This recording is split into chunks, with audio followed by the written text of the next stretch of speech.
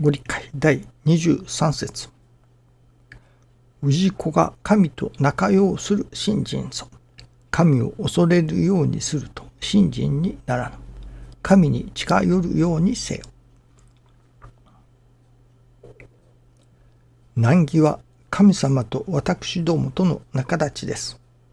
そこから神様との交流が始まります。難儀が親愛と悟れる頃には、いよいよ神様との中に切っても切れぬ仲が生まれます。神の働きそのままに受け抜くとき、神の働きそのままのおかげの世界が生み出されてきます。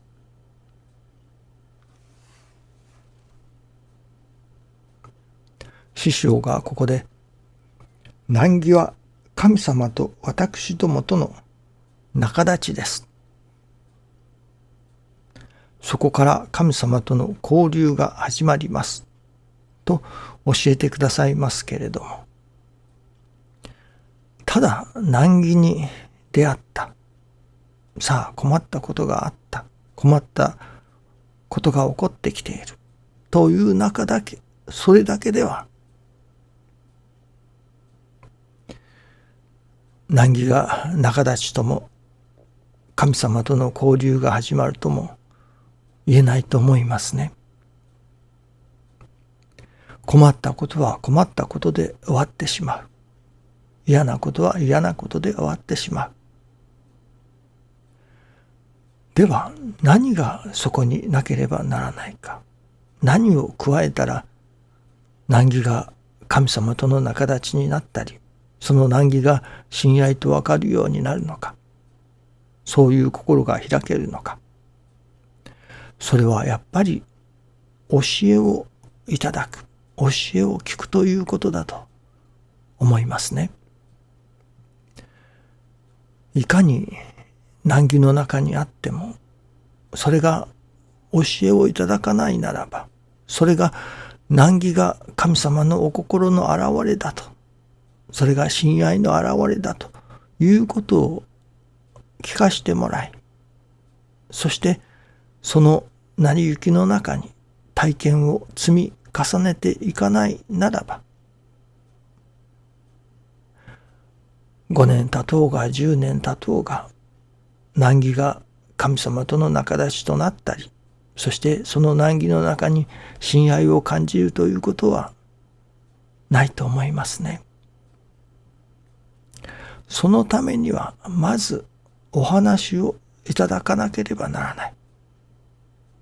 師匠が日参調教ということを教えてくださいます。日参、毎日教会にお参りする、あるいは教会にお参りしたような、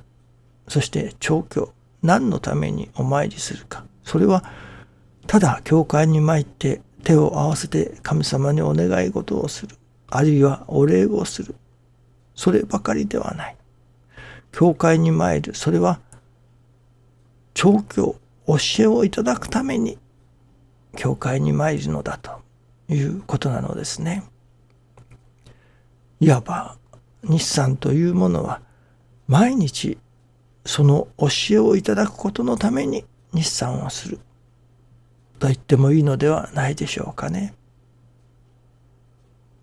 ただ毎日お参りした、教会で手を合わせた、あるいは教会で何か毎日参ってトイレの掃除をさせていただいたというだけでは心は開けてきません。そこに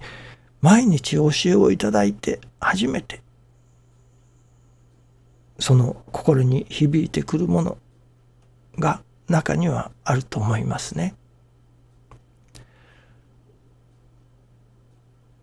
2、3日前からポッドキャストというものを始めさせて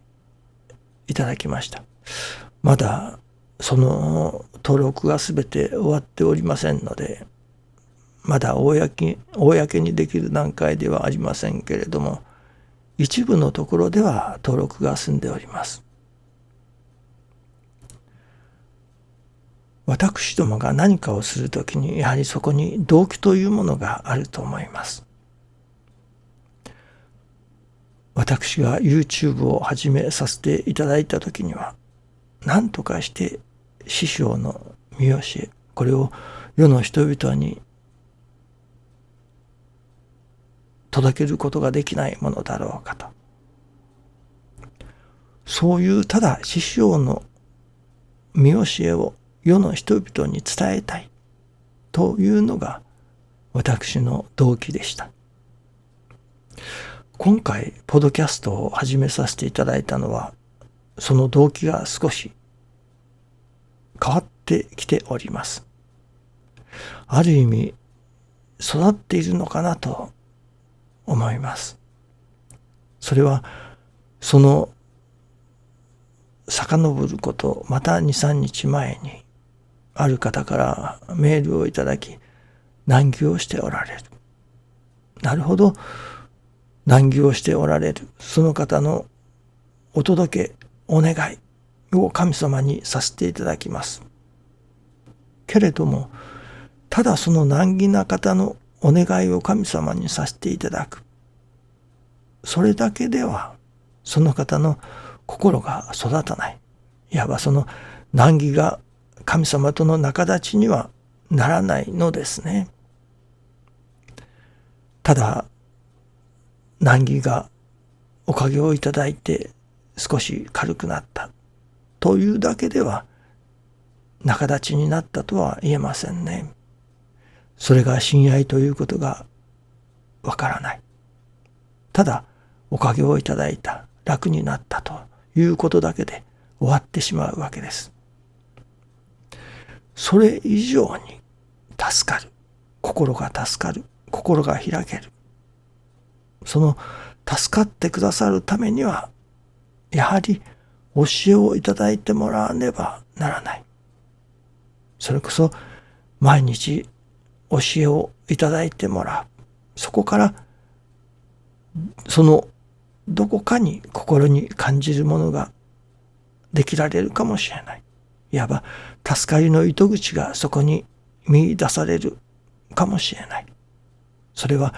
教えをいただかない限りはその助かりの糸口にも触れることができないわけです。その方がどうもスマホからのメールのようでしたけれども、 YouTube を見ておられるとはあまり思えない。どうにかしてその方に毎日のお話を届けることができないものだろうかと思っておりましたときに、そのポッドキャストですかの話を聞きましたから、これを使ってみようかという気になったわけです。ですからこの度のポッドキャストの配信は何とかしてその方にもお話を届けたい。そして何とかして心が開けるための一助にもならせていただきたい。いわば人様に助かってもらいたい。そのためにポッドキャストを始めようということなのですね。今はまだ私の朝の話だけですけれども、これはおいおい初代のご理解、全部を公開するわけにはいきませんけれども、 YouTube で公開されている分はポッドキャストで私が出しても問題はなかろうと思いますので、 YouTube に公開されている師匠のご理解、これをポッドキャストでも配信させていただきたいと思っております。このポッドキャストによる配信、それは人様に毎日ご理解をいただいてもらいたい。それはそのいよいよ助かっていくことのためにお話をいただいていただきたいという、いわば助かってもらいたいから話を聞いてもらいたい、